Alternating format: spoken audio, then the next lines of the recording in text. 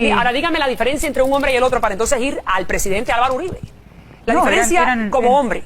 No, ni siquiera quiero discutir eso, eran totalmente opuestos. Ninguno de los dos era particularmente inteligente, aunque la gente crea que la gente que hace una fortuna de $1.000 millones es inteligencia, están equivocados. Eran audaces, eran inescrupulosos, eran crueles. Eran burdos. Crueles, terriblemente crueles, malvados, y entonces obviamente, porque la inteligencia para mí tiene que tener una base humanística y un propósito humanitario. La inteligencia es una luz, es otra cosa. Estos eran hombres audaces, esto era una cosa muy distinta, hábiles y sagaces como ninguno, ¿no? Usted puede utilizar la inteligencia para el bien o para el mal. Pero bien, vamos entonces a la parte de la política colombiana. Usted dice en el libro que los narcos prosperaron en Colombia no porque fueran unos genios, sino porque los presidentes eran muy baratos. Escuchen esto, que los presidentes colombianos eran muy baratos, significa que eran muy baratos y muy fáciles de comprar. Sí, eran muy baratos. Le voy a ir mencionando una serie de presidentes colombianos. Alfonso López Michelsen, y quiero solamente que me diga, para entonces llegar al presidente actual, que me diga si estuvo comprado por los narcos. López Michelsen. Tanto como estuvo comprado, no, pero recibió mucho dinero para su campaña presidencial frente a Belisario Betancur. Estuvo comprado y les prestó muchísimos servicios. Y delante mío, Rodríguez Orejuela le mandaba pasajes a Europa a él y a su mujer. Era una cosa impresionante. No, entonces, el día que Santofimio viene con Rodríguez Orejuela, el día que Rodríguez Orejuela sale de la cárcel, trae a Santofimio, el candidato de Pablo, a mi apartamento, y va nuevamente para presidencial. Va nuevamente para donde Alfonso López Michelsen. Habían venido en el año 83, Pablo, con todo el cartel de Medellín. Ahí está López Michelsen en pantalla. César Turbay Ayala. Julio César Turbay Ayala realmente no, era el tío de Aníbal, mi novio con el que yo conozco a Pablo. Lo que quiero es que me diga sí o no, si tuvo... Julio César Turbay es muy anterior a la época es bastante anterior a la época de los narcos. Belisario Betancur. Recibió mucho dinero para su campaña frente a Alfonso López Michelsen. Es ya la época en que Álvaro Uribe está de director de la aeronáutica. Que dos han recibido dinero del narcotráfico para financiar su campaña política. Sí. Virgilio Barco. Virgilio Barco no recibió porque además era un hombre rico y un hombre de clase muy alta, pero el socio de Gilberto Rodríguez Orejuela, que se llamaba Germán Montoya, era el hombre detrás del trono en la administración de Barco. Virgilio Barco entonces no recibió él, pero recibió la gente detrás del trono. No recibió él, pero su hombre detrás del trono era socio de Gilberto Rodríguez, aunque en la Chrysler, pero no creo que en el narcotráfico, en la Chrysler, porque Gilberto Rodríguez tenía muchísimos negocios legítimos que pagaban muchísimos impuestos, al contrario de Pablo, que en eso era otra filosofía completamente distinta. Gilberto era un hombre de negocios absolutamente brillante, con muchísimas compañías legítimas. En eso se diferenciaba de Pablo. Y una ilegítima que era la de mayor beneficio económico, que era la droga. Sí. César Gaviria. César Gaviria, que yo sepa, no. Pero de César Gaviria se rumoran algunas relaciones que me conste no, con algunos capos de otros carteles de la zona del país de donde él era oriundo. Ernesto Samper.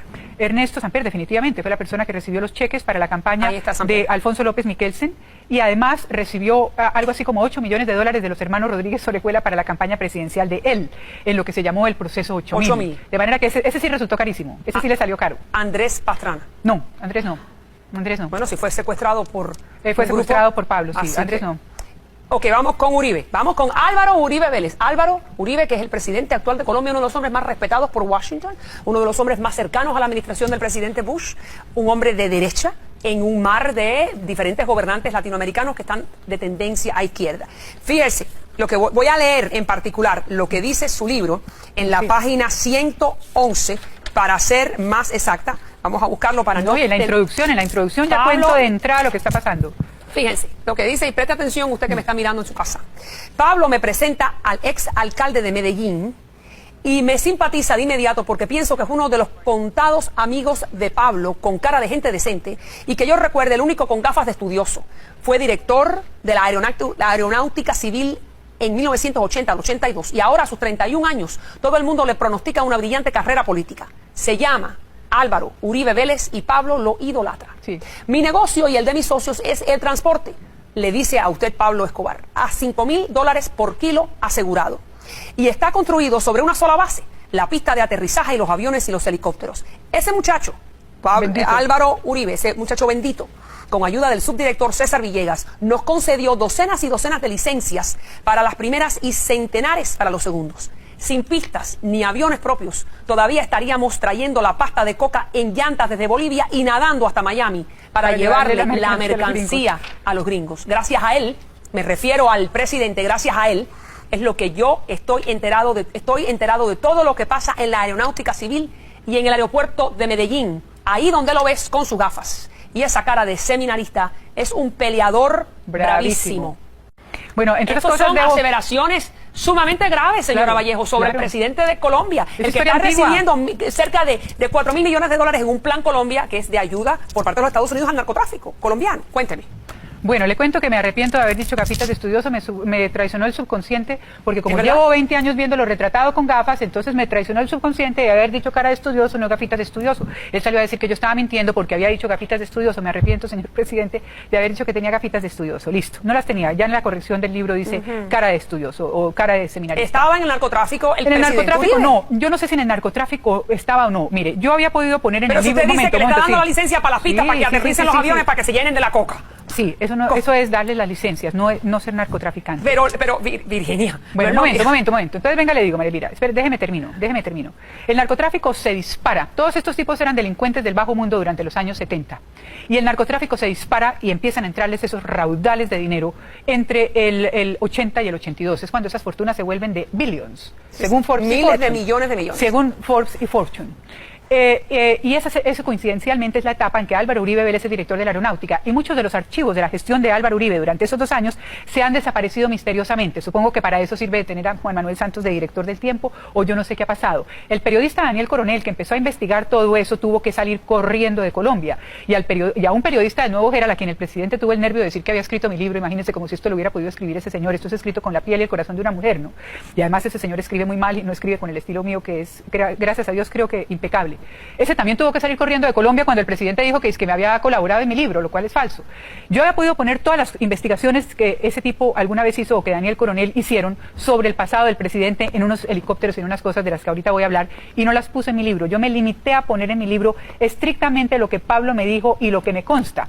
Pero, hablando de Daniel Coronel, por ejemplo, él averiguó que el helicóptero que encontraron en los grandes laboratorios de Tranquilandia, que eran un complejo cocainero de 500 hectáreas con 14 laboratorios enormes, 7 aviones, 17 toneladas de coca y un helicóptero, ese helicóptero era coincidencialmente de la familia del presidente Álvaro Uribe Vélez. Cuando Coronel averigua eso, tiene que salir corriendo del país y asilarse en los Estados Unidos. Allí? Nunca le pregunté a Pablo, porque Pablo y yo no hablamos de ese helicóptero. Eso es una investigación que hace un periodista muy prestigioso que se llama Daniel Coronel. Cuando al padre de Álvaro Uribe lo asesina las FARC en un intento de secuestro, Pablo me cuenta que le ha mandado el helicóptero. El primo de Pablo Escobar es José Obdulio Gaviria, asesor presidencial, primo hermano de Pablo Escobar, a quien ahora la familia de Pablo Escobar defiende porque es el pariente. La prima de los Ochoa es la embajadora en Madrid.